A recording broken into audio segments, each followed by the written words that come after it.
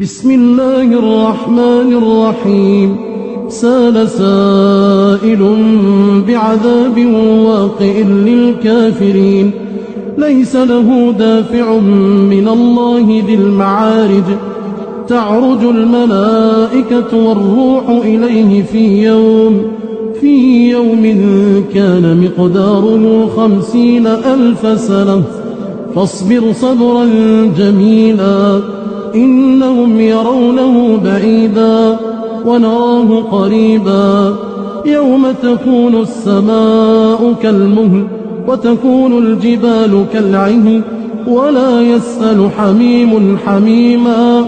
يبصرونهم يود المجرم لو يفتدي من عذاب يومئذ ببنيه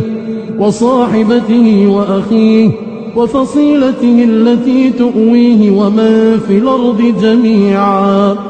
ثم ينجيه كلا إنها لظى نزاعة للشوى تدعو من أدبر وتولى وجمع فأوعى إن الإنسان خلق هلوعا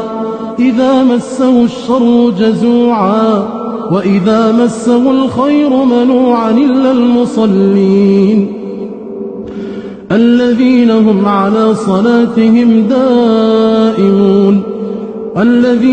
على صلاتهم دائمون والذين في أموالهم حق معلوم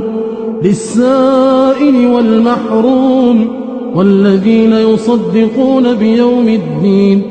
والذين هم من عذاب ربهم مشفقون إن عذاب ربهم غير مامون والذين هم لفروجهم حافظون إلا على أزواجهم أو ما ملكت أيمانهم فإنهم غير ملومين فمن ابتغى وراء ذلك فأولئك هم العادون والذين هم لأماناتهم وعهدهم راعون والذين هم بشهادتهم قائمون والذين هم على صلاتهم يحافظون أولئك في جنات مكرمون فما للذين كفروا قبلك مهطعين عن اليمين وعن الشمال عزين أيطمع كل امرئ منهم أن يدخل جنة نعيم كلا إنا خلقناهم مما يعلمون فلا أقسم برب المشارق والمغارب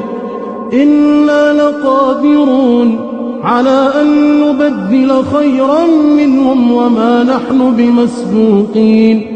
فذرهم يخوضوا ويلعبوا حتى يلاقوا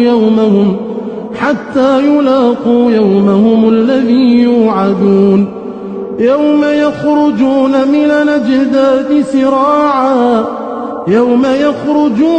الأجداث سراعا